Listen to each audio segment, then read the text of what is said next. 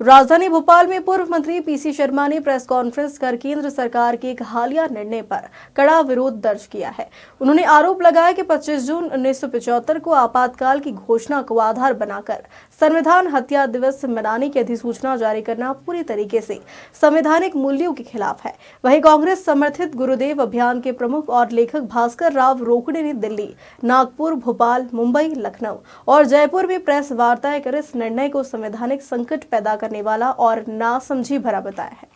जो कि सम्यक अभियान के राष्ट्रीय अध्यक्ष हैं, लेखक और पूर्व पत्रकार भी आप रहे हैं, हमारे बीच में उपस्थित है। और ये भारतीय जनता पार्टी की सरकार ने, केंद्र सरकार ने, उनके मंत्रालय के संयुक्त सचिव जी पार्थ सारथी जी के हस्ताक्षर से 11 जुलाई 2024 को भारत का राजपत्र असाधारण में 25 जून 1975 को संविधान की हत्या होने बताकर प्रतिवर्ष 25 जून को संविधान हत्या दिवस मनाने की राजपत्र के अंदर ये एक अधिसूचना जारी की थी, जो कि पूरी तरह से असंवैधानिक है। और दूसरे दिन गृह मंत्री अमित शाह जी ने उसको रिट्वीट करके 25 जून को संविधान हत्या दिवस घोषित करने की जानकारी देशवासियों को दी थी।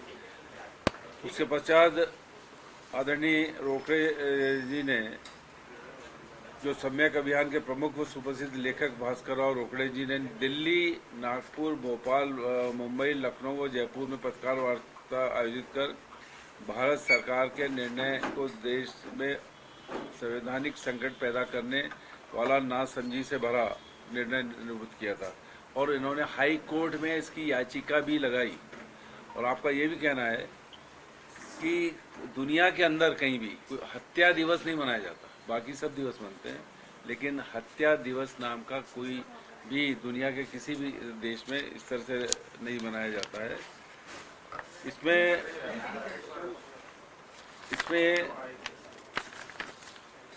जो खास बात है, आज हम लोग संविधान बचाओ दिवस भी मना रहे हैं। जिस तरह से बाबा साहब अम्बेडकर की मूर्ति स्थापित आरएसएस और बीजेपी के लोग हाई कोर्ट ग्वालियर में नहीं लगाने दे रहे हैं, जिसपे आज वहाँ 11 बजे से 5 बजे तक का उपवास जीतू पटवारी जी और पूरे कांग्रेस के नेता वहाँ इकट्ठे होकर रख रहे हैं। और ये कहीं ना कहीं संविधान को ख़त्म करने, और ये साजिश है, ये हत्या दिवस मनाना, ये एक संविधान, बाबा साहब अम्बेडकर के संविधान को बदलने की जो बात इन्होंने की थी चुनाव के पहले कि 400 प्लस दीजिए, संविधान बदलना, इनके बहुत से नेताओं ने कहा था, लेकिन ये 240 पर रह गए, इसलिए नहीं कर पाए। तो इस संविधान नए रूप में लाने, और नए रूप में इस तरह से कि जितने भी बहुत से जो कथावाचक बातें करते हैं, वो उनके माध्यम से बनवाना संविधान और बाबा साहब अम्बेडकर का संविधान बदल देना, इसकी ये भूमिका है। क्योंकि ये जो कहा ही जा रहा है कि 1975 में लगाया आपातकाल, जो भारतीय जनता पार्टी कह रही है, और मीसा बंदी लोगों को बंद किया गया। तो लेकिन मीसा का कानून तो 71 में आ गया था, इंटरनल मेंटेनेंस कानून ये पहले ही आ गया था कि जो 71 की लड़ाई जिसमें अमेरिका पाकिस्तान के साथ था और हिंदुस्तान एक तरह से हमला करने की कोशिश कर रहा है, जो आज अभी देख रहे हैं दुनिया की स्थिति। लेकिन इंदिरा गांधी के उसमें वो जो परिस्थितियाँ थी, उसमें आपातकाल हुआ और 77 में इंदिरा जी और कांग्रेस पार्टी चुनाव हारी, लेकिन 80 में जनता ने सील लगा दी कि वो ठीक निर्णय था और थम्बी की मेजॉरिटी कांग्रेस की आई थी। तो ये कहना, और ये आज समाचार मीडिया में आ रहा है कि लोग भूल गए क्या है इमरजेंसी क्या थी, क्या लगी थी, लोगों को मालूम नहीं है। लेकिन उस चीज़ को पुनः वो करके एक, क्योंकि संविधान बदलना है, उन सब चीज़ों को लेके संविधान बदलने की एक इनकी प्रक्रिया है, वो चल रही है। लेकिन कांग्रेस पार्टी पूरी ताकत से, कल भी भोपाल में भी उसी संदर्भ में जो SC/ST एरिया थे, वहाँ जीतू पटवारी और सब लोगों ने, वहाँ हम लोगों ने भोजन किया। और ये पूरा मामला लगातार चलता रहेगा इन सब इश्यूज़ पर। और देश के अंदर इस समय अघोषित इमरजेंसी है। जिस तरह से ईडी और सीबीआई के छापे विपक्ष दलों के नेताओं पर हो रहे हैं, जिस तरह से महाराष्ट्र के अंदर चुनावों को अफेक्ट किया गया, ये सब चीज़ें अघोषित इमरजेंसी है। इन सब बातों पे मैं आदरणीय रोकड़े जी से बात करूँगा, रोकड़े जी से कहूँगा वो पूरी अपनी बात रखें और ये इन सब चीज़ों का अपन कैसे क्या विरोध करेंगे वो सब आपके सामने रखेंगे। अब थोड़ी मैं अत्यंत अध्ययन से युक्त चीज़ें आपके सामने रखने जा रहा हूँ। थोड़ा कठिन लगेगी लेकिन बात बहुत आसान है। जो कुछ किया गया है इस देश में, पूरे विश्व में कहीं भी हिंसात्मक शब्द का उपयोग करते हुए हत्या दिवस नहीं मनाया जाता।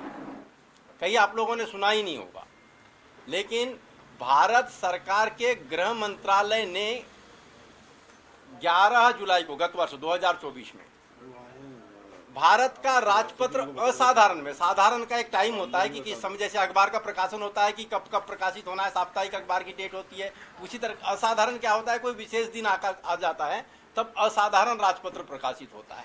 तो भारत का राजपत्र असाधारण में अधिसूचना प्रकाशित की जाती है कि 25 जून 1975 को तानाशाही पूर्वक देश में आपातकाल लागू कर दिया गया था। दरअसल उस दिन संविधान की हत्या हो गई थी, इसीलिए प्रतिवर्ष 25 जून को संविधान हत्या दिवस मनाया जाएगा।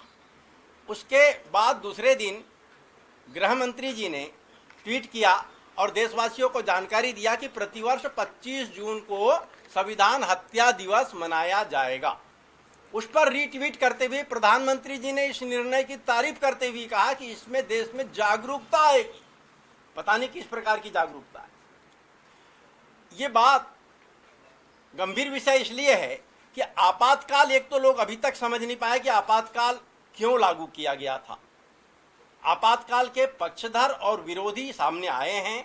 कई लेखकों ने आपातकाल के समय की परिस्थितियों का अध्ययन करते हुए उसके पक्ष में रिपोर्ट दिया है और कुछ लोगों ने विरोध में दिया है। एक और महत्वपूर्ण बात है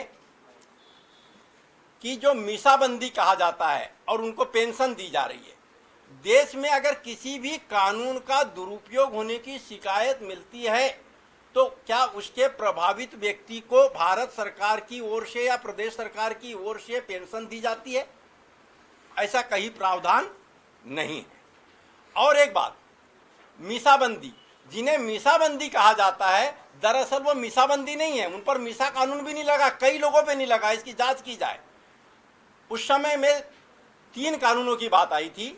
सन 1971 में जब भारत पाक युद्ध चल रहा था, उस समय में आंतरिक सुरक्षा को मद्देनजर हर देश में, केवल अपने ही देश में नहीं होता, हर देश में जहां सीमा पर युद्ध होता है तो इस प्रकार के कठोर कानून लागू किए जाते हैं। तब मीसा कानून लागू किया गया था, maintenance of internal security act.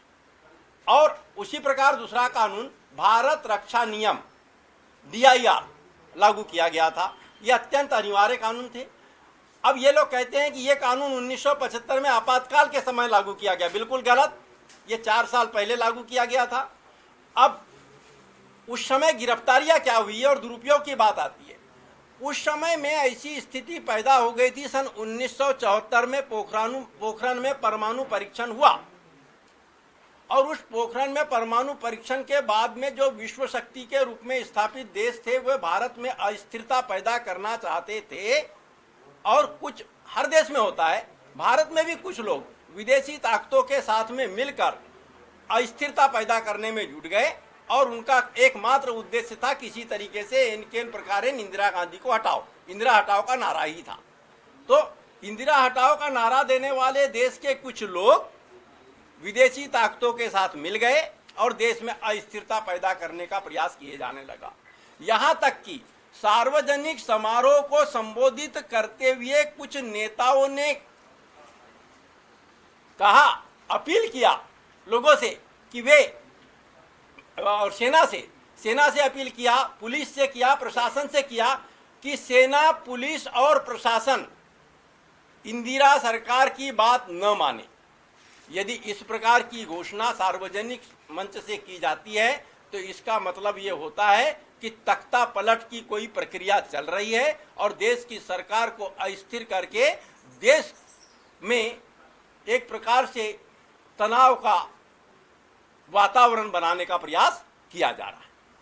तब इन परिस्थितियों को देखते हुए श्रीमती इंदिरा गांधी ने संविधान में उल्लिखित अनुच्छेद 352 में जो प्रावधान थे उन प्रावधानों का उपयोग करते हुए बकायदा मंत्रिपरिषद की बैठक में प्रस्ताव पारित करके सिफारिश राष्ट्रपति जी के पास भेजी और राष्ट्रपति जी ने देश में आपातकाल लागू किया था। उस समय जिनकी उम्र अभी 70-75 की हो रही है वे बताते हैं कि आपातकाल के दौरान ना कोई भ्रष्टाचार था, ना कोई रिश्वत लेता था। ट्रेन को देख करके लोग अपने घड़ी का टाइम मिलाते थे। ये आज भी चर्चा का विषय है। अब ये बात आती है, एक तो इन लोगों ने संविधान हत्या दिवस घोषित किया है, इसकी पृष्ठभूमि बड़ी